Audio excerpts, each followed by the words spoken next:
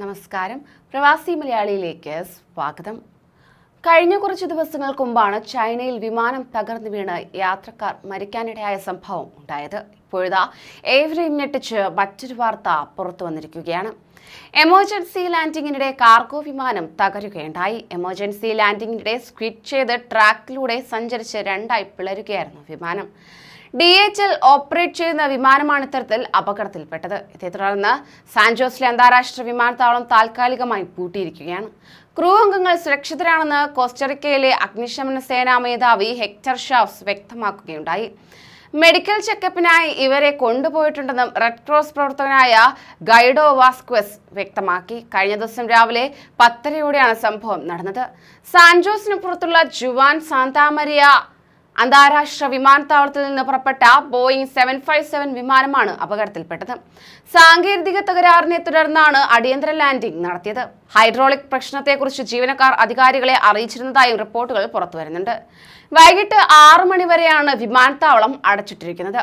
അപകടത്തെ തുടർന്ന് 8500 യാത്രക്കാർക്ക് ബുദ്ധിമുട്ടുണ്ടായെന്നും 57 കൊമേഴ്സ്യലും കാർഗോ വിമാനങ്ങളുടെയും സർവീസിനെ സാരമായി ബാധിച്ചെന്നും എയർപോർട്ട് ഓപ്പറേറ്റർ ചൂണ്ടിക്കാണിച്ചു.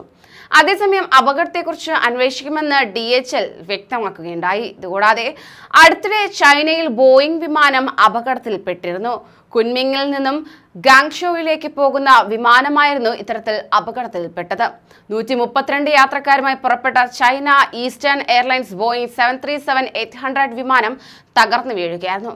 വിമാനം കുത്തനെ താഴേക്ക് പതിക്കുകയും ചെയ്തു. ഇത്തരത്തിൽ വിമാനാപകടത്തെ തുടർന്ന് ബോയിങ് 737 വിമാനങ്ങളുടെ നിരീക്ഷണം ഇന്ത്യ ശക്തമാക്കുകയും ചെയ്തിട്ടുണ്ട്. ഇതിനോടകം തന്നെ ചൈന ഈ വിമാനങ്ങൾ പ്രവർത്തനരഹിതവുമാക്കിയിട്ടുണ്ട്. ഡയറക്ടറേറ്റ് ജനറൽ ഓഫ് സിവിൽ ഏവിയേഷനാണ് ഇക്കാര്യം വ്യക്തമാക്കിയത്. ഈ വിമാനങ്ങളുടെ പ്രവർത്തനക്ഷമത പരിശോധിക്കുന്നതിനായി പ്രത്യേക സംഘങ്ങളെയും ഇന്ത്യ അയച്ചിട്ടുമുണ്ട്. നിലവിലെ സാഹചര്യങ്ങൾ സൂക്ഷ്മമായി നിരീക്ഷിക്കുകയാണെന്നും വിമാനങ്ങളുടെ സുരക്ഷയ്ക്ക് ഏറെ പ്രാധാന്യം നൽകുന്നെന്നും DGCA മേധാവി അരുൺകുമാർ വ്യക്തമാക്കുകയും ചെയ്തു. ഇന്ത്യയിലെ ഒട്ടുമിക്ക വിമാന കമ്പനികൾക്കും ബോയിങ് 737 വിമാനങ്ങൾ നിലവിലുണ്ട്. അപകടവുമായി നടക്കുന്ന അന്വേഷണങ്ങൾക്ക് ചൈനയുമായി സഹകരിക്കുമെന്ന് ബോയിങ് വിശദീകരിക്കുകയായിരുന്നു. വെറും 7 വർഷം മാത്രം പഴക്കമുള്ള വിമാനമാണ് ചൈനയിൽ അപകടത്തിൽപ്പെട്ടത്. സുരക്ഷയുടെ കാര്യത്തിൽ മികച്ച റെക്കോർഡാണ് വിമാനത്തിന് ഉണ്ടായിരുന്നത്. 737-800 വിമാനങ്ങൾ 1990കളിലാണ് ആദ്യമായി നിർമ്മിക്കുന്നത്. കൂടുതൽ പ്രവാസി വാർത്തകൾക്കായി ഈ ചാനൽ സബ്സ്ക്രൈബ് ചെയ്യൂ.